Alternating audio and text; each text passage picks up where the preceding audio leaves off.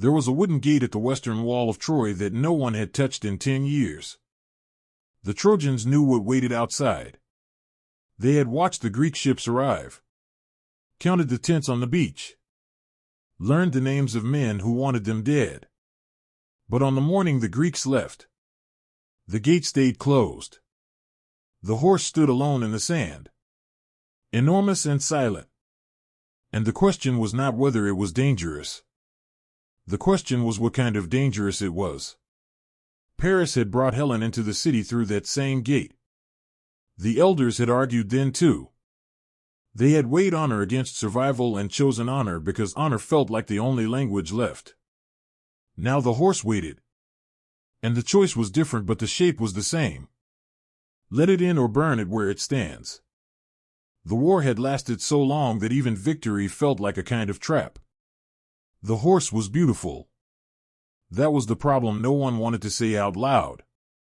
It was carved with a precision that made you forget it was a gift from men who had killed your sons. Laocoon stood in front of the gate and said what everyone was thinking, but no one wanted to hear.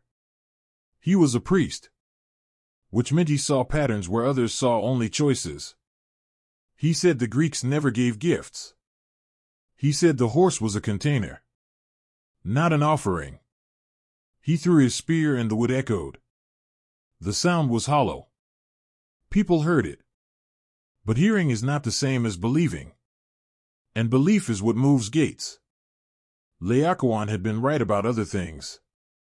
He had warned against Paris. He had said the war would come no matter what they chose. But being right too often makes people tired of listening.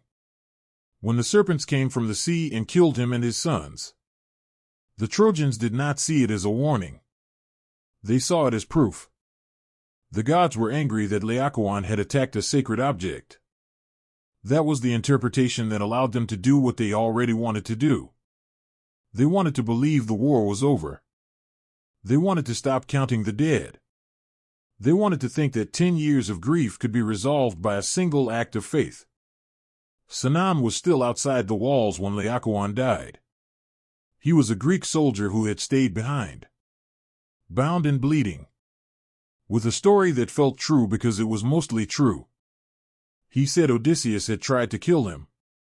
He said the horse was an offering to Athena, built too large to fit through the gates so the Trojans could never claim its protection. He said if they destroyed it, the gods would turn against Troy. If they brought it inside, the city would be blessed. Every word was a choice. Sinan knew how people think when they are exhausted. He knew they would rather believe a comforting lie than confront an ugly truth. The Trojans debated through the afternoon. King Priam listened to his commanders. Some said burn it. Some said leave it. But Sinan's story had already done its work.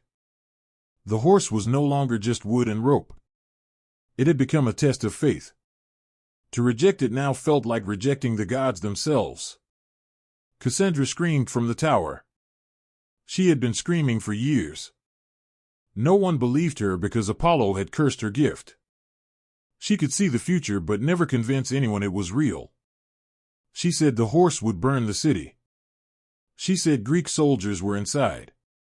She said this was the end. People looked away.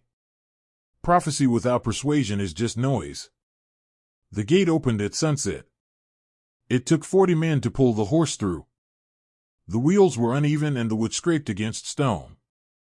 The Trojans sang as they worked. They had not sung in 10 years.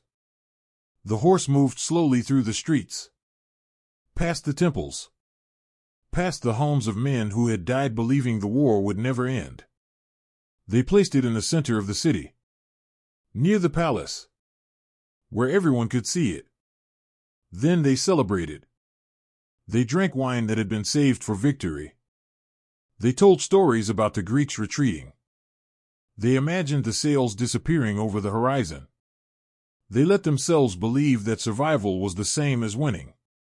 The Greeks were still close. Their ships were hidden behind Tenedos, an island just offshore. They had not left. They had only moved out of sight. Odysseus had planned it that way. He knew the Trojans would check the beach. He knew they would see the abandoned camps and the burned tents and think it was over. He knew they would bring the horse inside because people always choose hope when they are tired enough. Inside the horse, 30 men waited in silence. They had been chosen for stillness. Some were officers. Some were killers. All of them understood that the plan only worked if no one moved. No one coughed. No one shifted weight at the wrong moment. They listened to the Trojans singing outside. They felt the horse being pulled through the gate. They waited. Odysseus had told them the hardest part would not be the fighting. It would be the hours before the fighting, when doubt could grow into panic. He had chosen men who could sit with fear and not let it move them. The Trojan guards drank too much. That was not part of the plan, but it helped. They had spent 10 years watching for Greek attacks. Now they watched for nothing. The city slept. Sinon waited until the moon was down. Then he climbed to the horse and opened the panel. The Greeks dropped to the ground without speaking. They moved through the streets in pairs, killing sentries, opening gates. The main Greek army was already rowing back from Tenedos. They had been waiting for the signal fires. When the gates opened, they poured in. The Trojans woke to smoke and screaming. Some grabbed weapons. Some ran.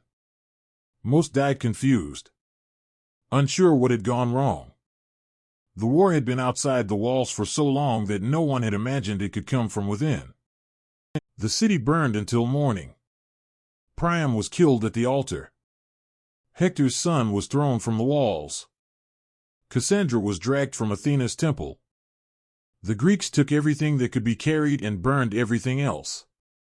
Troy had been built over centuries. It was destroyed in one night. Later, poets would say it was fate. They would say Helen's beauty caused the war and the horse ended it. They would say the gods had chosen sides. But the gods did not open the gate. The Trojans opened it themselves. They chose to believe Sinon because belief was easier than vigilance. They chose to ignore Laocoon because his warning was inconvenient. They chose to bring the horse inside because they wanted the war to be over more than they wanted to be safe. Every choice felt reasonable at the time. That is what makes the story unbearable. There was no single moment of madness. There was only exhaustion, hope, and a wooden horse that looked like a gift. The Trojans were not fools. They were people who had suffered long enough to mistake relief for wisdom. They saw what they wanted to see. They heard what they wanted to hear. And when the gates opened, it was too late to choose differently. The Greeks did not win because they were stronger. They won because they understood that people defend against the threats they expect, not the ones that look like blessings. Odysseus had spent 10 years learning how Trojans think. He knew they would check the horse for soldiers in the usual ways. He knew they would never imagine men could stay silent for hours in the dark. He knew that after a decade of war, the Trojans would be desperate to believe in an ending. So he gave them one. The horse was not a trick. It was a translation. It turned surrender into pride, invasion into invitation. It made the Trojans complicit in their own destruction. That was the genius of it. The Trojans did not just fail to stop the Greeks. They carried them inside. The decision did not feel like a decision at the time. It felt like the only choice left. And that is how most disasters begin. Not with evil, but with exhaustion. Not with betrayal, but with hope. Not with a visible enemy, but with a gift no one had the strength to refuse.